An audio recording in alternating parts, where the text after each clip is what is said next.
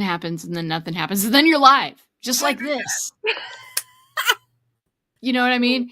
Yeah. It's interesting. Hello, everyone. Hold on to your goggles, because today we are taking Cara business with Cara Jean. Oh my God. Listen, every time this woman and I meet, it's like at least an hour's worth of just being in each other's presence. If we were to actually physically to get together in one room, I'm pretty sure the roof would blow off.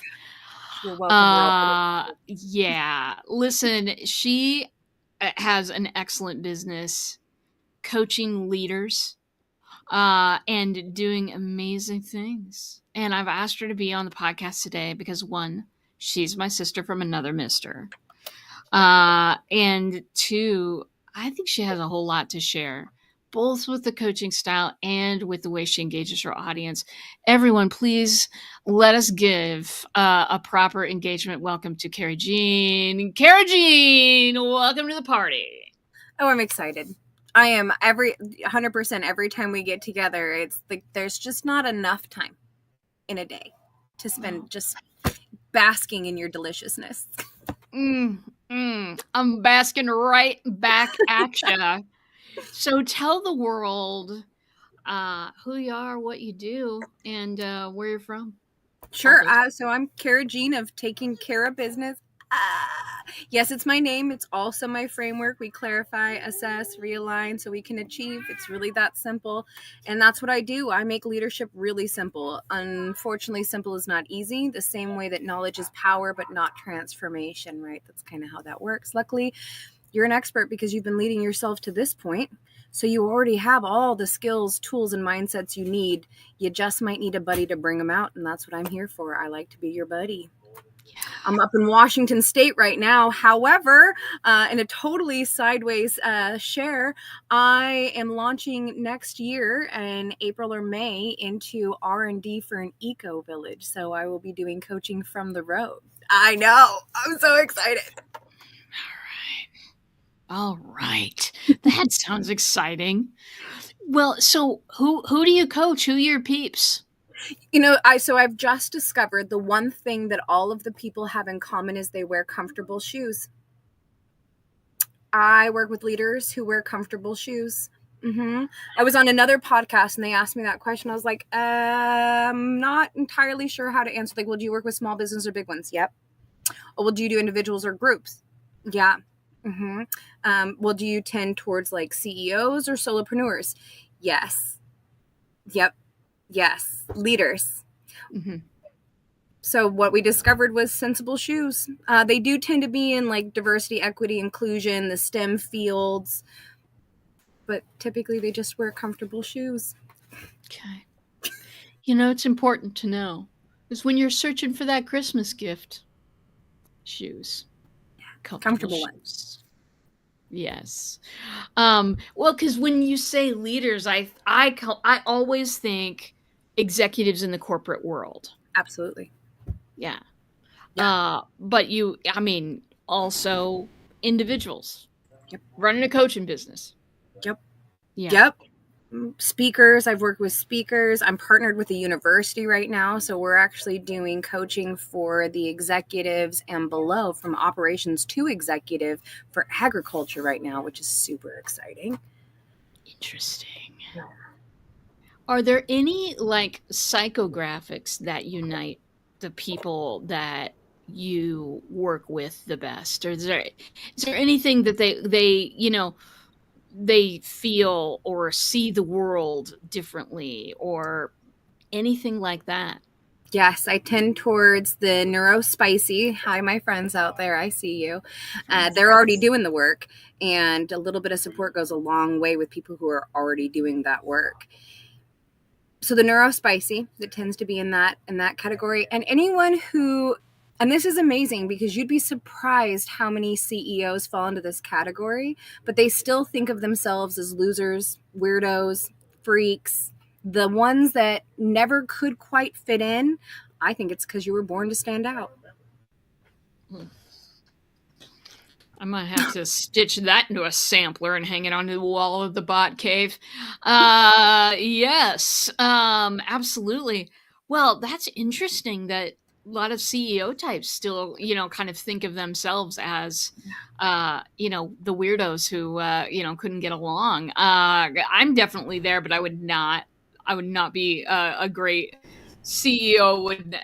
Too many rules for me. Too many Yeah, rules for me, Cara Jean. I get that. I make up my own rules. Yeah, that's my favorite hashtag adulting. But it is shocking how many times I work. One of my favorite stories is working with the CEO of a restaurant, and multiple restaurants that this person is in charge of, and they still think of themselves as just that weird bartender dude. I'm like, that was a good 40 years ago, my friend. You are much further along than that, but I love that kind of humility. Let's hold on to that and grow. Yeah. Humility can be a good thing. It just can be. Boy. Yeah. So, was there like a morning when you woke up and you thought to yourself, that's it, my neurospicy individuals, my leaders? Like, were you drawn to that crowd over a period of time, or did you just, wake up one day and go, this is the time people that I really love working with? Well, so the DE&I and the STEM, I have intentionally moved into that space because I believe that that is the direction of the future, and I want to support that because it's selfishly the future I want. The neurospicy sort of showed up, that they all had that in common, that in sensible shoes, which fair. Kind of aligns right there. The moment, though, it was literally this last month. There was a moment when it all came into clarity, and I was working with this amazing neurodiversity teacher, and we were just having a chit chat, thinking about where we could collaborate. And I was talking about my eco village, this big dream, this giant plan that we were launching into. Part of why I do leadership development is so that I can support that community. And if we want to build a community that's truly designed around inclusiveness, who better than to help build that than the neurospicy, than those who are considered minorities or the others of society who have not had access? Because what kind of a place would it be if it was designed with them in mind, for them, and how much better it'd be for everyone else involved? Listen, I mean, we got the Starship Enterprise on our hands at this point, don't we? That's what I'm hoping for. Yes. Yes. Yes. Mhm. Oh my gosh, that's the dream, isn't it? To include others in on the design process. Yeah. I mean, because as people who I'm a coach, I design programs for people. I design lots of stuff. And I like so way back in the day, I used to do scene design, way back in my theater days. Yeah. Not a stunningly lucrative career, but super fun. Anyway, um, uh, way back in the day, like, yeah, you can totally do your design work, but you need to get together with the director, the lighting person, the set, like, there are so many other people to coordinate with who are also designing. And in order to make a coherent product, you had to get feedback and develop things with a big group of people. Yes.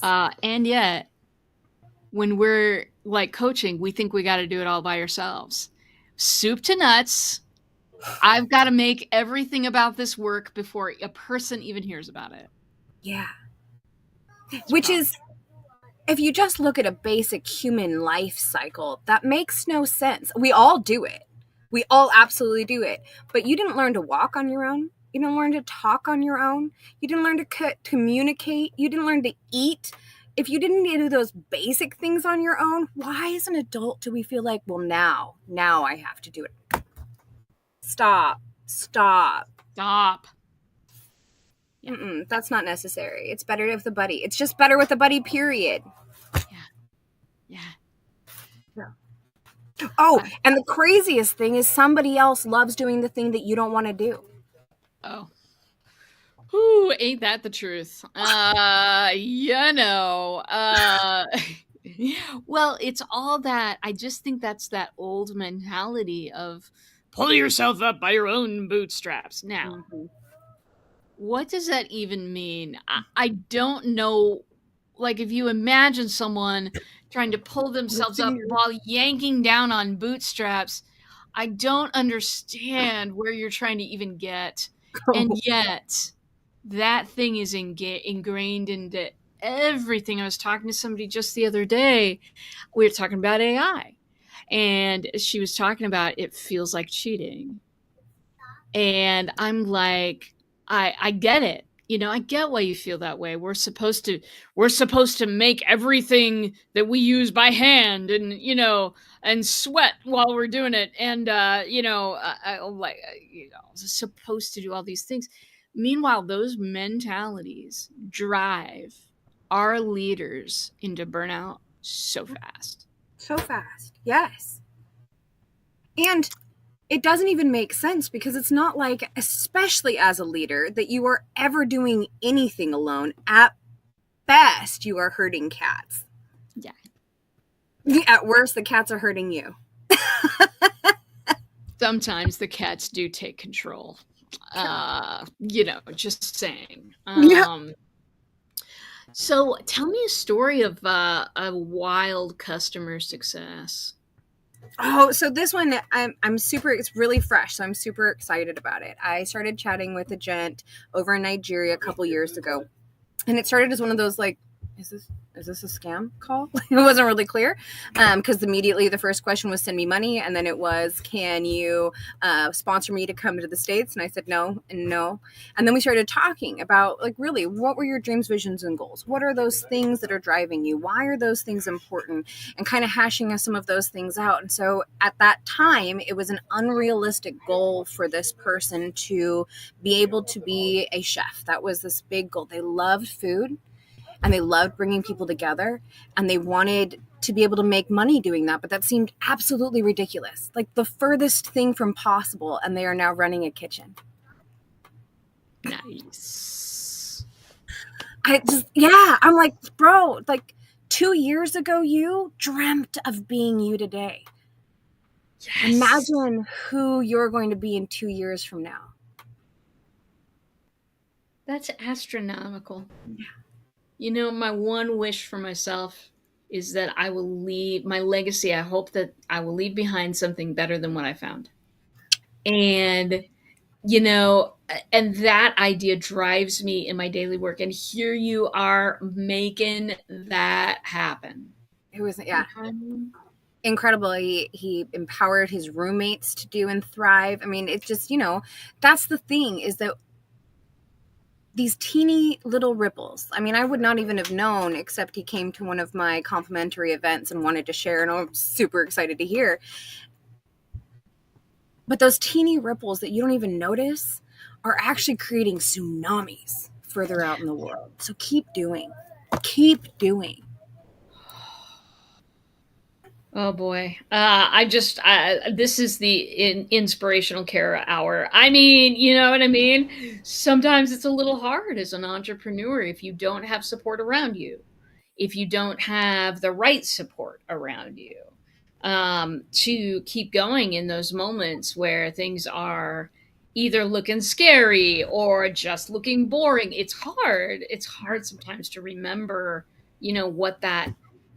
what it is that drives you and tap into that energy. Do you support people in doing that a whole lot as, part of your working with them? Are you the cheerleader? Absolutely. One of my most favorite recent compliments was one of my media friends says, "You're better than a bump of Coke." Ah! That's fantastic. There you go. But it's not even me, really. It's the clarity. It's getting back to your why. I mean, I say this literally every week. I do a review every Monday in my Facebook group for this. Because connecting to your why allows you to motivate. And we often get those things backwards. But I think of like a Newton's cradle, right? So to be able to get those balls bouncing forth, you got to pull it back. That's like your why. Why am I doing this? And once you release that why and you're aware of it, then the energy starts going on its own. I just learned that the proper name for those balls is the Newton's cradle. I didn't. You said Newton's cradle, and I'm like, what's she talking about? I've learned something today. Thank you, Cara Jean. I always learn something when we talk. I always learn something when we talk. Well, now I've got another question for you. Talk to me if have you ever had a time where you kind of were going down a road with a client and things got messed up and you were able to turn that back around? I'd love to say yes, but the answer is no, because I don't turn the things around. So I guess it's nuanced, that no, but I unlike other coaches, I'm not going to take you down some transformative journey. I think that coaches that do that are amazing. What I do is allow you to transform yourself. We recognize how far you have transformed already, and we leverage that to become comfortable with the uncomfortable. So when things get uncomfortable, to me, that's actually a win. That is one of my KPIs, my key performance indicators with clients, is that things get uncomfortable and they're still doing. Mm-hmm. And we may change what you're doing. We may realign to new things, but you keep doing, because even though it's uncomfortable, we're leaning into that experience. Yeah. I often think that the transformation isn't the big summit of the mountain, that it really, transformation for me lies in every step, the intention behind every step you take. Yeah. Yes. It's the re of life. It's that messy middle. If you are feeling like life is messy, odds are it's because you're doing a thing. Yeah. Yeah. That's your brain going, wow, we're really doing something here. Yes. Yes. Oh my gosh. Yes, literally creating new life inside your brain. Neurogenesis happens when you do and stretch into places that are unfamiliar. You're literally creating new people inside your brain to communicate for you. That's exhausting. I made a human once. That's exhausting work. Trying to make teeny tiny little humans in your brain is also exhausting. You need a break. That is why self-care is business care. It's irritating, but it's true. Oh, that is irritating. Gosh. Well, tell me more about that. Do how do you help your people practice self-care? So I have what I call the BAMs for energy, the bare ass minimums. I got that from another coach, Amanda Kaufman, genius human. And the bare ass minimums, I don't remember where she said she got it from, so I'm just going to give her the props for it. But the bare ass minimums for your energy, it starts with, I call it the 3 S's. So the soup, suits, and stardust. We are essentially a meat suit full of hormone soup, controlled by mush management, and made of stardust. If you don't take care of your meat suit, the soup gets spicy and mush management is going to shut down no matter how much stardust you're bringing. Yeah. Welcome to humanity. Mm-hmm. Yeah. So we acknowledge, we track, we make sure we're aware of, this is where we use really good judgment and work really hard to not get judgmental. And it's just 2 little letters, but it makes all of the difference. We are designed for judgment. It is how we have survived through to today. Your brain is a dynamic genius who thrives on that kind of judgment and choicing and being decisive. Also, it's an idiot and it gets stuck in ruts. And one of those is judgmental, where instead of making a good judgment about the situation, we internalize that and decide, I'm a failure because this thing I did failed. I've never experienced that. I have no idea what you're talking about right now. Oh gosh, because I experienced it already this morning. Mm-hmm. Uh-huh. Don't we all though? Because there's the judgmentalness, and then there's the meta of stepping back and going, I shouldn't be judgmental. And then being mad at myself because I'm judgmental. Yeah, it's the whole, like sometimes I talk about like a Rolodex, it's like my Rolodex of failures. Like my brain will just like want to pick out a card and go, oh yeah, that was a bad one. Stick it back in, roll it again, pick out another card and go, oh, this one was bad too. This one sucked bad. Now, chillins, if you're listening to this, you may not have ever seen a Rolodex before. That's fine.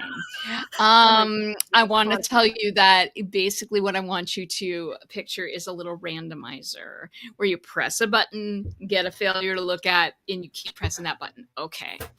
I had to take a minute out. Because my nephew, who's 18 years old, saw a picture, a family picture. We were going through a photo album. People kept those at one time. Anyway, he saw a picture of and like behind the person was a phone on a wall. And he said, "What is that?" Friends don't tell friends that 1950 is closer than 1980, or 2050 is closer than 1980. Oh. They'll whip out a weapon. I mean, like it is absolutely crazy. Well, so this is a rough transition, but I'm gonna say it anyway. How do you engage your audience? Well, that's fair. I think the short answer to that is I wave my freak flag as high and loud as I can. Tell me everything. Yeah. Give me the details. So it started when I first started into my business. All of the things tell you got to be on the socials, you got to do this, all the things you got to do, right? And I tried doing them because I had to do them, and I failed epically. Beautifully, continually, till I decided, it's always about those small shifts. It's never a big one. It's just those little small things where you're going along and it's kind of like this, and then you get that one thing in spot and you're like, oh, I get it. So I started using the posting that you're supposed to do as a way to just sort of practice being me and getting comfortable being around me. What do I know? What do I like? What do I trust in? Because if I know what I know, like, and trust, it's way easier for others to also know, like, and trust me.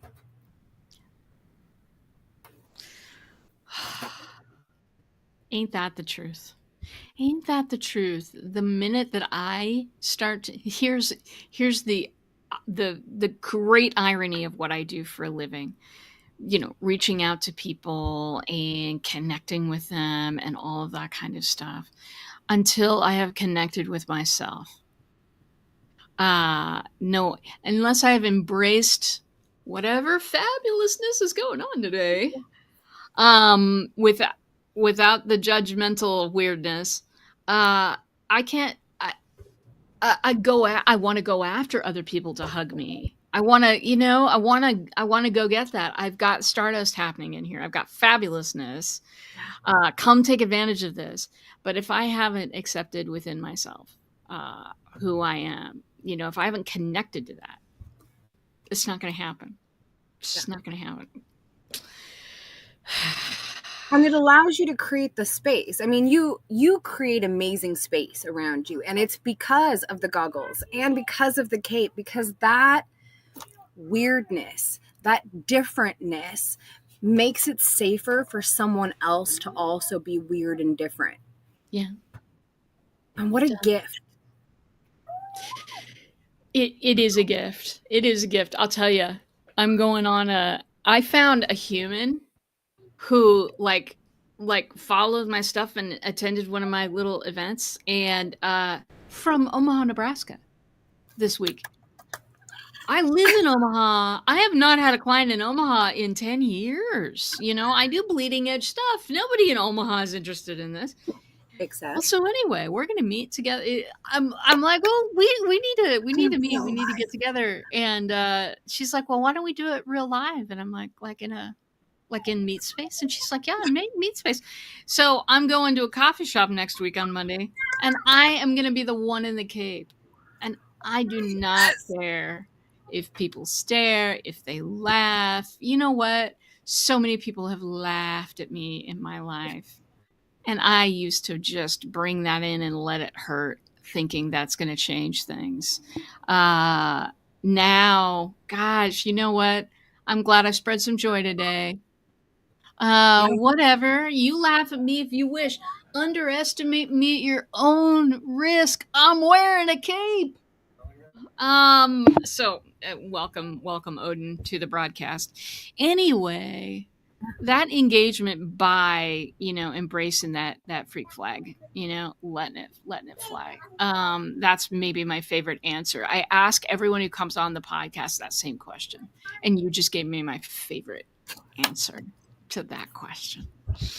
Yes. Yes. Gosh. Any you know give me anything you want to say to somebody out there who's a leader, wearing comfortable shoes right now, wanting to sling stardust but not being able to make that quite happen. Have you got a message for those kind of people right now? Get a buddy and get out of your head. Here's the thing. Keep going, I'm listening. When people are, I'm just going to go back to you going out to have coffee wearing cape and goggles, right? When people laugh, they're not laughing at you. They're laughing at how they feel about what that brings up for them. It's not about us. Here's the thing. We're the center of our own universe. 100% it has to be that way. You're an entire meat suit universe. You're just not the center of the universe. Again, small difference, big deal. And everybody else is really busy being the center of their universe. And if you can get comfortable allowing your universe to exist wholeheartedly without caveats, you allow that for somebody else. But you can't do that alone. You have to be able to be witnessed. You have to be heard. You have to be seen, because you have to know that you belong. And you do. The world is better for you being here. You matter. You matter so much that the choices you make create new things in your brain, new little critters that can actually impact your genetic makeup. The science is cool. I'm such a nerd. But literally, we have science that says it's not what you come with, it's what you do with. And that is true. So get out of your head, get a buddy, and figure out where you want to go, because the world needs you. What if people are looking to make you their buddy? How would they get a hold of you? Let's just email me, Cara Jean at Taking Cara Business. You can go to my website, takingcarabusiness.com, and set up a date. Let's hang out and chat. I have arranged for multiple level accesses to coaching. I absolutely believe that coaching is worth thousands, tens of thousands of dollars because of that hand-to-hand support through transformation, I suppose is the way I would say that. But we're in a post-pandemic reality, and there are a lot of big dreams and not necessarily tens of thousands of dollars to throw at them. So I have $100 coaching packages that allow you to get one-on-one weekly work. It's 15-minute segments. But here's the thing. I've done 7,000 of them, and I have a 3 times ROI on this. So if it takes more than 20 minutes for us to get you from a roadblock to a step of action, I will gift you 45 more minutes. But 7,000 of these later, no one has needed that, because you're actually a genius. You're actually an expert. And if you want expert advice, you just need to take some time to ask yourself. And I'm here to help you do that. Yeah. Listen, folks, avail yourself of this marvelousness. I put the website in the comments there, and that's Taking Care of Business. Is that with a G, Taking Care of Business, or is it Taking? Okay, Taking Cara, like Cara Jean, business.com. Listen, go get my friend Cara. It's time. It really is time to stop. It's time to put the backpack down. It's time to put the shovel down. of trying to dig yourself out of your own hole. It isn't going to work that way. I know we've been taught that. The bootstraps methodology. Listen, it's never worked and it's never going to work. But get yourself a buddy. Get out of your own head. This is the advice, and this is the advice that I take myself. So I want to thank you for coming and frickin' brightening my day. Thank you for the sunshine, Cara. RJ, I would literally spend any amount of time with you always. Okay, we're gonna have to do a retreat. Okay. I've actually been thinking about what. Okay, so we're not here. We're gonna have. I've got people that you need to connect with, and we're gonna have to have a whole conversation. Because yeah, I'm thinking that yes. Okay. All right. Well, we'll shut off the broadcast and then we'll talk about it. Well, so teasers for everyone. That's coming. Yes, it's coming, babies. Everything is coming. Hey, listen, everybody. Thanks for joining us today. We'll be back. Same bot time, same bot channel next week. You know where to find me. We'll be on another epic engagement adventure. Until then, take care of yourself and take care of each other. And I will see you on the flip side. Thanks, everybody.